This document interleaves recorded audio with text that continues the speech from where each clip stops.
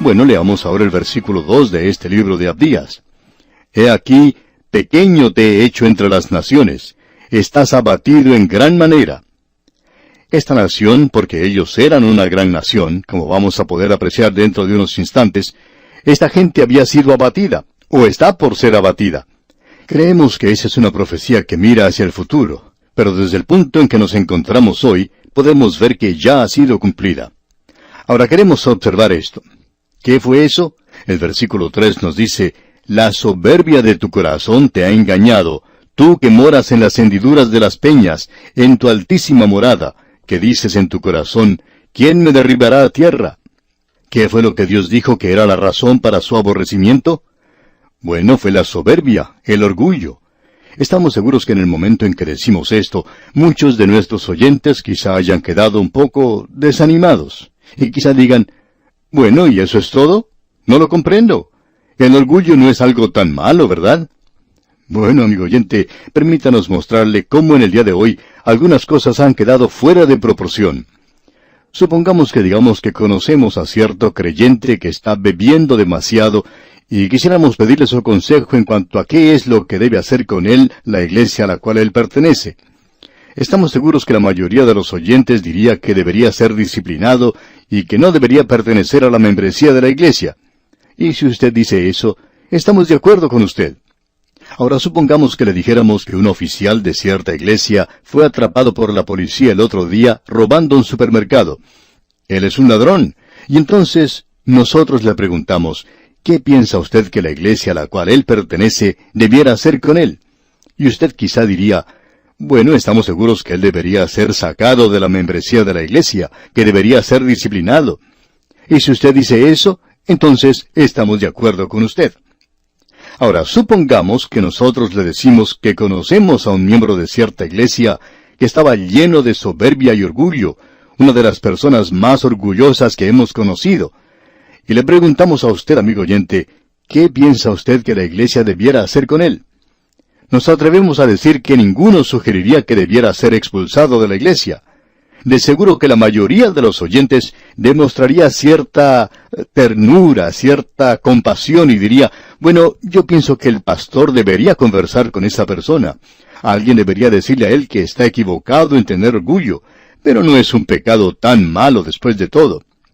Eso no se demuestra muy fácilmente. Él no se está emborrachando, no está robando, ni está mintiendo. ¿Le sorprendería a usted, amigo oyente, si le dijéramos que ante los ojos de Dios, el orgullo, la soberbia, es peor pecado que el embriagarse? La Biblia tiene mucho que decir en cuanto a la embriaguez. Hemos estado pensando mucho en cuanto a esto, no solo en referencia a la condición del día presente, sino en cuanto a aquello que hizo caer a la nación de Israel. Dios dijo que fue a causa de su embriaguez que ellos fueron derribados. Eso fue lo que provocó la caída de Babilonia, lo que provocó la caída de Alejandro Magno, lo mismo que sucedió con Roma y con muchas de las grandes naciones, y puede que ocurra lo mismo con nuestras propias naciones. Pero amigo oyente, debemos decirle que delante de Dios, el orgullo es peor que eso. Esto a propósito es algo que llega hasta donde nosotros vivimos y nos toca muy de cerca. Esto es algo muy importante porque es el punto de contacto de su vida y la mía que se encuentran con Dios. Nosotros tenemos aquí la perspectiva correcta.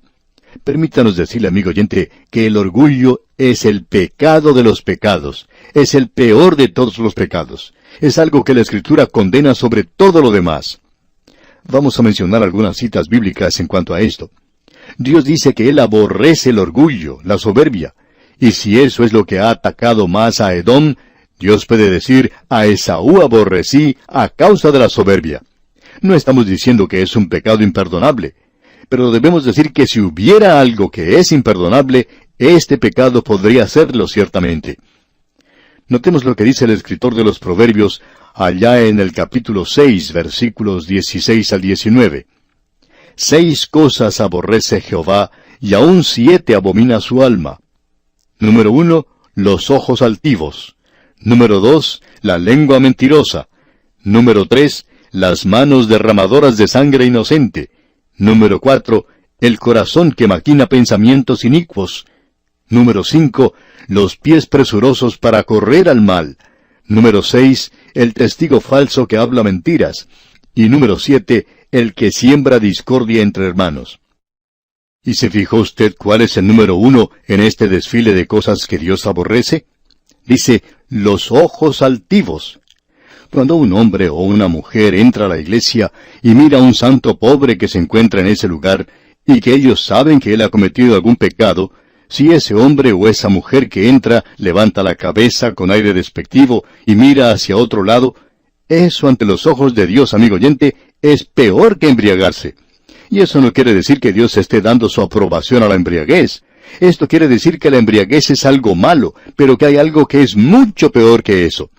Y eso no es todo lo que Dios dice.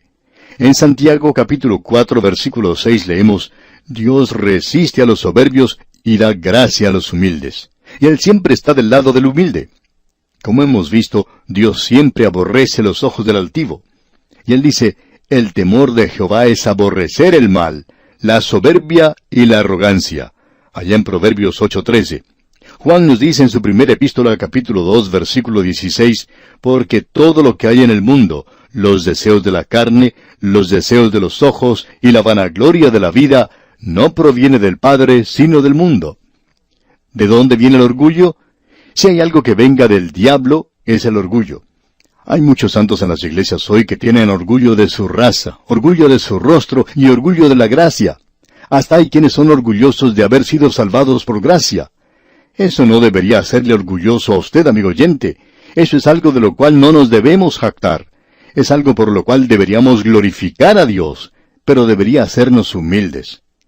¿No le da vergüenza a usted, amigo oyente, que haya tenido que ser salvo por gracia porque usted es un pecador tan miserable? Me hubiera gustado tener algo que ofrecerle a Dios por la salvación que me ha dado, pero no tengo nada.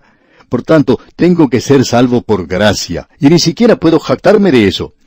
Hay muchos hoy que se están jactando del hecho de que han sido pecadores. Dios les da gracia a los humildes. Se nos dice, haya pues en vosotros este sentir que hubo también en Cristo Jesús. Ahora, ¿qué clase de sentir es ese? Es la humildad. Él dijo, soy manso y humilde, y por esa razón llevad mi yugo sobre vosotros. Y ese, después de todo, fue el pecado de Satanás, el orgullo. Creemos que eso es lo que hoy ha destruido el testimonio de muchos creyentes y los ha hecho muy inefectivos para Dios. Lo que ellos hacen es algo para jactarse, y lo que están construyendo es nada más que algo de paja. No están construyendo en el cimiento de Cristo, que es oro, plata y piedras preciosas. El orgullo, la soberbia, han derribado a muchos santos para la cuenta de 10, como en el boxeo. El orgullo es aquello que ha hecho que muchos santos caigan hoy. Eso fue lo que hizo caer a Satanás. Él decía, subiré al cielo, en lo alto, junto a las estrellas de Dios, levantaré mi trono, y seré semejante al Altísimo. Eso fue lo que le sucedió a Nabucodonosor. En Daniel capítulo 4, versículo 30 leemos, habló el rey y dijo, ¿no es esta la gran Babilonia que yo edifiqué para casa real con la fuerza de mi poder y para gloria de mi majestad? ¿Y qué fue lo que le sucedió? Bueno, los versículos 31 y 32 de ese capítulo 4 de Daniel dicen, aún estaba la palabra en la boca del rey, cuando vino una voz del cielo. A ti se te dice, rey Nabucodonosor, el reino ha sido quitado de ti, y de entre los hombres te arrojarán, y con las bestias del campo será tu habitación. Aparentemente, eso no es un accidente, amigo oyente. Los psicólogos del día de hoy llamarían a eso histeria, que le llevó a una forma de amnesia, provocando que ese hombre no supiera dónde estaba, y entonces actuaba como un animal del campo. ¿Por qué? Porque cuando un hombre se eleva por el orgullo, no es elevado, sino que baja al nivel de los animales. Y ese es el cuadro de él.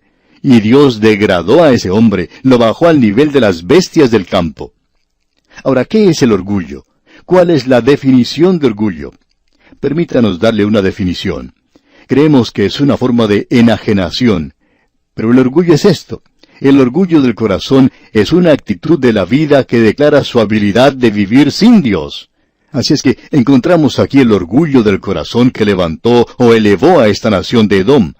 Y como Esaú, quien despreció su primogenitura, con la cual compró un plato de lentejas, aún en el hogar de Abraham, donde había suficiente para comer, él gustó más de ese plato de lentejas que de su propia primogenitura. A él no le importaba a Dios para nada. Y cuando él despreció esa primogenitura, él despreció a Dios. Y ahora Esaú se ha convertido en una gran nación, y aquí tenemos a una nación que declara su habilidad de vivir sin Dios. Y el versículo 3 de Abdías nos dice, «La soberbia de tu corazón te ha engañado, tú que moras en las hendiduras de las peñas, en tu altísima morada, que dices en tu corazón, ¿quién me derribará a tierra?» Él vivía en un lugar muy singular, por cierto. En realidad, vivía en ese pasto de la montaña rocosa de la ciudad de Petra, labrada en la roca. Aún existe en el día de hoy, y se puede ver. Hay muchas personas que van a visitar ese lugar, esa ciudad de Petra, enclavada en la roca, y muchos se sorprenden del tamaño de la ciudad. Una ciudad que ya está lista, una ciudad que se encuentra aquí en el presente, enclavada en la roca misma. La entrada a la ciudad está protegida por un lugar muy angosto que se llama el Cid, donde un jinete y su caballo pueden pasar con un poco de dificultad. Era una ciudad que se podía defender muy fácilmente. Era una ciudad que se había convertido en un lugar donde las naciones del mundo depositaban su dinero porque allí estaba seguro. Era como un gran banco. Las naciones del mundo, muchas de ellas depositaban allí grandes cantidades de oro y de plata porque pensaban que esa ciudad no podía ser conquistada. La gente allí moraba entre la roca. Estaban viviendo en esos grandes edificios que habían sido labrados en la misma roca. Estaban labrados en las laderas de un gran cañón y estaban seguros allí. Por lo menos ellos pensaban que estaban seguros en ese lugar. Firmaron, por así decirlo, una declaración de independencia. Tenían una seguridad falsa allí. Ellos habían cortado toda relación que pudieran tener con Dios, aun si no lo hubieran tenido mucho antes. Se apartaron completamente del gobierno de Dios, se rebelaron contra Él. Ahora, ¿qué es lo que va a hacer Dios en un caso como este? Bueno, observemos lo que dice el siguiente versículo, el versículo 4. «Si te remontares como águila, y aunque entre las estrellas pusieres tu nido, de ahí te derribaré, dice Jehová». Aunque ellos se remontaran como águilas, y el águila es el símbolo de la deidad, ellos iban a derrocar a Dios como Satanás trató de hacer, y ellos iban a hacer la misma cosa, ser la misma deidad. Ellos iban a encargarse de los asuntos que Dios se suponía tenía que encargarse. ¿Y cuántas personas hoy, amigo oyente, están tratando de vivir sus vidas como si fueran dioses? Esta gente dice que no necesita a Dios, que pueden vivir sin Él. Lo interesante de todo esto, amigo oyente, es que en la forma en que Dios nos ha hecho, no nos ha colocado un timón por ninguna parte. ¿Y sabe por qué? Porque Él quiere guiar nuestras vidas. Él quiere que nos acerquemos a Él para obtener la salvación primero que todo. Luego, Él quiere hacerse cargo de nuestras vidas. Y cuando usted y yo nos guiamos a nosotros mismos, ocupamos el lugar de Dios.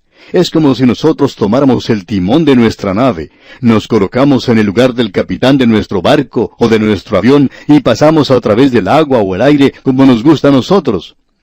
Amigo oyente, este es el orgullo, y cualquiera que llega a esa decisión está cometiendo un pecado si continúa en eso. Y eso es fatal, porque indica que van a ir a una eternidad de perdición. Queremos que usted observe bien el punto. Le invitamos a que se acerque y observe bien en el microscopio. Edom ahora es la encarnación de Esaú. Allí está Esaú. ¿Qué ve ahora usted? Usted ve a un animal humano, y aquí lo tenemos en su expresión máxima, y es algo terrible, por cierto. La doctrina de la evolución hoy se enseña como si fuera un hecho de la ciencia, y eso lo consideramos nosotros como el engaño más grande del siglo XX, y opinamos que hay muchos hombres destacados que están comenzando a apartarse de eso. Esta doctrina es aceptada por la persona común como si fuera la verdad, pero hay algunos científicos destacados en los cuales podemos poner nuestra confianza y que lamentablemente son ignorados por muchos. Por ejemplo, podemos citar al Dr. Edwin Conklin, un biólogo. Él dice que la probabilidad de que la vida se hubiera originado en un accidente se puede comparar a la probabilidad de que un diccionario haya sido el resultado de una explosión en una imprenta. Y hay muchos científicos que están de acuerdo con él. Bien, amigo oyente, vamos a detenernos aquí por hoy en nuestro recorrido por este pequeño libro de Abdías.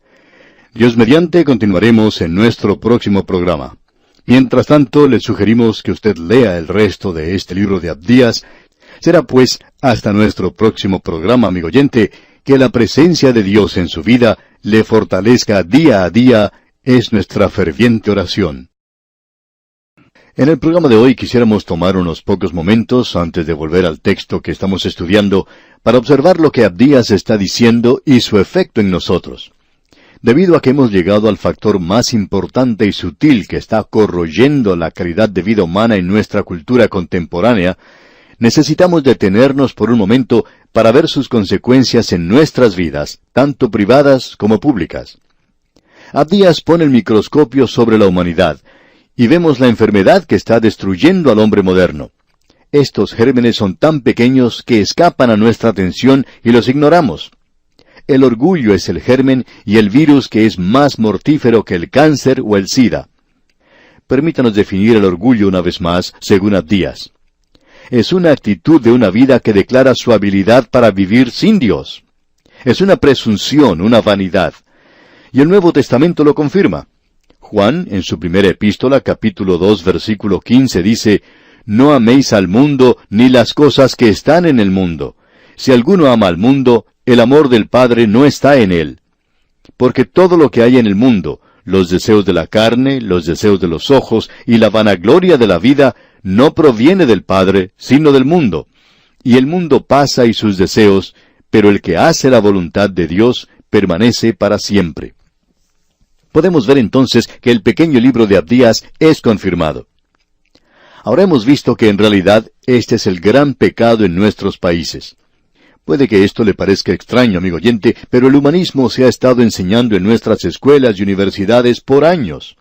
Y el humanismo dice que el hombre es autosuficiente, que necesita ser libre para expresarse, que no necesita disciplinas ni cadenas que impidan su progreso hacia adelante y hacia arriba. Él no necesita a Dios. Dios fue llevado al borde de su universo y echado fuera y se le cerró la puerta en la cara. Y ese es el mundo al cual usted y yo vinimos hace muchos años. Y uno encuentra hombres como Heinrich Heine, quien dice, «Yo no soy un niño, yo no quiero más un Padre Celestial». Otro de ellos, James Martineau, dice, «Le pedimos a Comte que levante el velo del lugar santísimo y nos muestre el objeto perfecto de adoración. Él produce un espejo y nos muestra a nosotros mismos». Y en nuestra época, hace ya varios años, un psicólogo cristiano dio este consejo. Cuando usted se levante por la mañana, vaya al espejo y mire a la persona que está allí y dígale, «Yo te amo». Amigo oyente, no podemos imaginarnos algo que sea más humanista que eso. Y ciertamente eso no es lo que la palabra de Dios tiene que decir. Pero note usted que la vanagloria de la vida nos ha afectado individual y nacionalmente. Individualmente ha llevado al escepticismo, al cinismo, al ateísmo, a la insolencia y al pesimismo. Se ha levantado toda restricción, se ha aceptado la nueva moralidad. El egoísmo y la vanidad son evidentes hoy. Ahora, ¿qué ha sucedido? Bueno, esta crasa inmoralidad ha llevado en realidad al pesimismo, y ese pesimismo ha llevado al suicidio. Y hoy el suicidio está al nivel de epidemia en muchos países. La calidad de vida se ha deteriorado. El ruido de la música se ha vuelto más fuerte. El baile es más frenético y loco.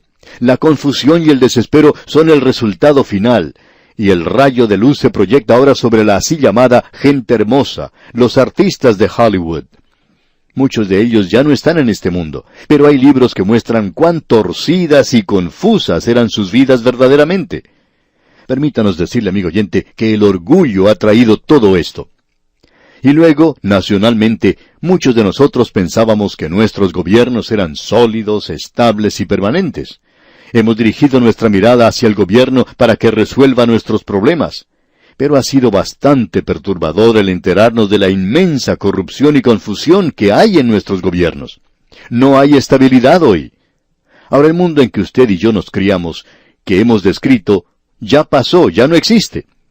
Después de la Primera Guerra Mundial, hubo una gran explosión de inmoralidad. En algunos países se intentó refrenarla con leyes y restricciones. Se pusieron en efecto muchas prohibiciones. Algunos dijeron que eso había fracasado. Pero no es que hubiera fracasado, sino que nunca se puso a prueba. Después de todo, era la manera equivocada de hacerlo. No se necesitaba prohibiciones. Se necesitaba a Dios. Lamentablemente no se le trajo a escena. Las pocas voces que en aquel tiempo proclamaban la palabra de Dios, y hubo aquellos que lo hacían, fueron silenciadas y no escuchadas.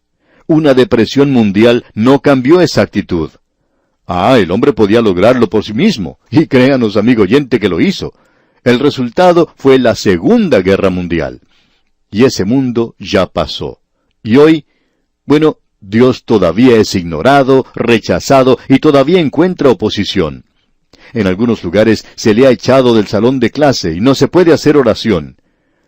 En una ocasión, un grupo de 18 personas tuvimos la oportunidad de visitar la República Dominicana para una serie de conferencias y para participar en una labor de evangelismo. Y nos sentimos gratamente impresionados cuando se nos informó que el gobierno de ese país había aprobado una regulación por la cual todas las escuelas del país debían comenzar cada día de clase con la lectura de la Biblia y oración. Esto nos pareció maravilloso, pero esta es la excepción. En la mayoría de nuestros países ocurre lo contrario. A Dios se le ha sacado de los salones del Congreso porque es un obstáculo para el progreso. Los medios noticiosos ignoran a Dios como si Él no existiera. Y este es el mundo en el cual usted y yo vivimos, amigo oyente, y está pasando también. Invitemos a Dios a que regrese a la vida pública. Invoquémosle para que nos ayude. No podemos avanzar solos. El Señor Jesús dijo, sin mí nada podéis hacer.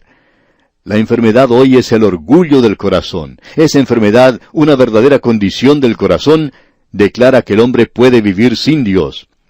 Pero como dijera el ilustre escritor inglés William Shakespeare en una de sus obras, Señor, qué necios son estos mortales. Y el apóstol Pablo podía decir, yo sé que en mí, esto es, en mi carne, no mora el bien. Créanos, amigo oyente, eso es lo que la gente está haciendo hoy. Bien, amigo oyente, volvemos ahora a esta pequeña profecía de Abdías, y vimos en nuestro programa anterior que el gran pecado de la nación de Edom que provocó que Dios dijera, a Esaú aborrecí, fue el orgullo, la soberbia de su vida, el orgullo de su corazón, un orgullo que nosotros definimos como una actitud de aquella vida que declara su habilidad para vivir sin Dios. Dios dice en el versículo 4 de Abdías, que si te remontares como águila, y aunque entre las estrellas pusieres tu nido, de ahí te derribaré, dice Jehová. Escuche usted, si te remontares como águila, es decir, llega a ser una deidad, se coloca a sí mismo en el lugar de Dios. Y aunque entre las estrellas pusieres tu nido, y ese fue el pecado de Satanás, él quería colocar su trono sobre las estrellas. Y Dios dice, de ahí te derribaré, dice Jehová. Dios dice, yo tengo la intención de derribarte. En nuestro programa anterior habíamos echado una mirada al microscopio y vimos que Esaú ahora ha sido aumentado a la nación de Edom. Lo que antes era solamente un hombre, ahora ha llegado a ser probablemente unas 200,000 personas. Y ahora vemos a un animal humano en su crudeza, en su fealdad aterradora. Ahora puede que haya personas que nos digan, nosotros pensábamos que descendíamos de los animales, y ahora ustedes dicen que los hombres se comportan como animales. Bueno, eso es exactamente lo que estamos diciendo. Nosotros no descendimos hacia arriba, sino que descendimos hacia abajo. No ha habido un ascenso, sino más bien un descenso. Permítanos repetir una vez más que la enseñanza de la evolución como hecho científico creemos que ha sido uno de los engaños más grandes del siglo XX. Creemos que esto, para el incrédulo, es como salir de una neblina para entrar a otra. No creemos que la evolución dé una explicación en cuanto al origen de las cosas. El hombre corriente ha aceptado eso como la verdad, porque hoy en la radio, la televisión, las publicaciones y en las escuelas se nos ha lavado el cerebro con la idea de que la evolución es un hecho probado. Pero eso es absolutamente falso. Las objeciones fuertes e inteligentes que han sido presentadas por científicos dignos de confianza son total y completamente ignoradas. Bueno, no vamos a discutir aquí en favor o en contra de la evolución. Ese no es nuestro propósito, pero es algo en lo cual muchos jóvenes se han interesado a través de los años. Y en muchas escuelas de enseñanza secundaria, en muchas universidades y aún en muchas iglesias liberales se anima a los jóvenes a leer libros como El origen de las especias y La descendencia del hombre, de Darwin. Hay también algunos seminarios liberales donde se enseña lo que se conoce como evolución teísta, lo cual creemos que es la interpretación más absurda que exista del origen de las cosas. Pero permítanos decirle, amigo oyente, que nosotros rechazamos totalmente esa propaganda impía de la evolución. Esta idea que dice que es del lodo al hombre, del protoplasma a la personalidad, de la ameba a la animación, queremos rechazar ese argumento con una cita del gran biólogo Edwin Conklin, que presentamos en el programa anterior y que dice: la probabilidad de que la vida se haya originado por accidente es comparable a la probabilidad de que un diccionario sea el resultado de una explosión en una imprenta. Y eso, amigo oyente, es algo completamente absurdo, ¿no le parece? Pero con eso quedamos satisfechos. Ahora, la dificultad principal con la teoría de la evolución es su resultado final. La evolución nos lleva a un pesimismo fatal, terrible. Lleva al hombre a creer que él ha alcanzado la meta, que es algo, que se encuentra en la cima. Bien, eso en realidad ha llevado a un fatalismo, a un pesimismo fatal en el presente. Y esto ha tomado cuerpo en las universidades del presente y alcanzó un porcentaje alarmante de suicidios entre los jóvenes hace algunos años. El doctor Albert Einstein, a quien muchos considerarían una autoridad, dijo lo siguiente: el hombre que considera su propia vida y la de sus contemporáneos como algo sin significado alguno, no es sólo una persona desafortunada, sino casi descalificada para la vida. Esa es una buena declaración, por cierto. Ahora, si usted quiere saber cómo esto ha afectado a los hombres, escuche un pequeño poema del fallecido poeta británico Winston Hugh Auden. Este hombre salió de su país y fue a radicarse a los Estados Unidos, donde se naturalizó como ciudadano de ese país. De otra manera hubiera sido el poeta laureado de Gran Bretaña. Pero escuche el pesimismo de este hombre. Él dice: si todas las estrellas desaparecieran o murieran, debería aprender a mirar a un cielo vacío y sentir su completa oscuridad sublime, aunque pudiera tomarme cierto tiempo. ¡Cuán pesimista, amigo oyente! Y luego él siguió diciendo lo siguiente: mirando a las estrellas, yo sé muy bien que por lo que a ellas concierne, yo puedo irme al infierno. Permítanos decirle, amigo oyente, que eso ciertamente es pesimismo. Y ese es el resultado de la enseñanza de la evolución. Pero, amigo oyente, lo espantoso que tenemos aquí en el libro de Abdías, y lo más pasmoso y asombroso es esto: el pequeño libro de Abdías es la respuesta mordaz de Dios a la evolución. Y esa es la razón por la cual él dijo lo que dijo en cuanto a Edom. Permítanos ilustrar esto. En muchas grandes ciudades existen museos de cera. En ellos se representa a personajes famosos de todo el mundo. Allí también hay cuadros que tratan de presentar cómo vivía el hombre, según se lo imaginan los científicos, hace unos 100,000 o 200,000 años. Ellos muestran al hombre viviendo como un animal porque dicen que se parecía a un animal, según los cuadros que ellos tienen.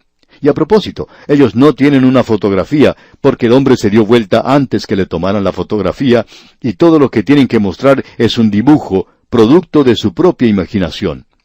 Ahora, Dios tiene algo que decirnos en el presente. Queremos que usted preste atención a lo que vamos a decir seguidamente.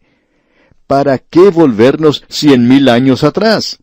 En este mismo momento podemos observar en cualquiera de las grandes ciudades a hombres y mujeres que están viviendo como animales.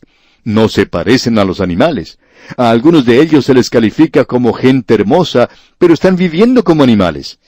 La realidad es que ellos han descendido del nivel alto en el cual Dios los ubicó cuando los creó, y han descendido a un nivel donde no dependen de Dios. No solo viven como animales, sino que viven más bajo que los animales. No hay ningún animal que se emborrache, que golpee a su esposa, que castigue y dé muerte a sus hijos, o que sea homosexual. Solo el hombre puede hacer eso. El hombre vive más bajo que los animales. Y así es como estaban viviendo en Edom en los días de Abdías. Nos preguntamos, amigo oyente, si usted habrá escuchado alguna vez la historia de ese cerdo que se escapó de su pocilga y se fue al bosque. En el bosque encontró uno de esos alambiques o de esas destilerías caseras donde se prepara licor. La destilería tenía un pequeño escape, y este cerdito comenzó a comer de esa malta remojada y a beber del líquido que salía de la destilería. Y por cierto que se emborrachó, y por 2 días estuvo allí tirado completamente borracho. Finalmente, cuando ya le pasó la embriaguez, se levantó y comenzó a alejarse de ese lugar. Mientras se alejaba, alguien le escuchó decir: «Nunca voy a hacer las veces de hombre otra vez». Alguien más lo expresó de la siguiente manera: «Cuán bien lo recuerdo, Fue un frío y desapacible diciembre, mientras caminaba por la calle en varonil orgullo, mi corazón comenzó a palpitar y caí en una zanja. Luego un cerdo llegó y se acostó al lado mío, y cuando estaba allí en esa zanja, mi corazón aún palpitante, un hombre que pasaba se aventuró a decir: «Uno puede identificar a un borracho por los amigos que escoge». Y el cerdo entonces se levantó y lentamente se alejó de mí. Amigo oyente, un hombre puede descender a un nivel mucho más bajo que un animal, en su vivir aquí en la tierra, cuando él determina que va a vivir sin Dios. Bueno, sigamos adelante en nuestro estudio de este pequeño libro de Abdías. Debemos decir que el hombre no descendió del animal. El hombre fue creado en un nivel muy alto, y de allí cayó. Él no cayó hacia arriba, como algunos piensan, sino que cayó hacia abajo, y puede descender hasta el nivel más bajo de la vida.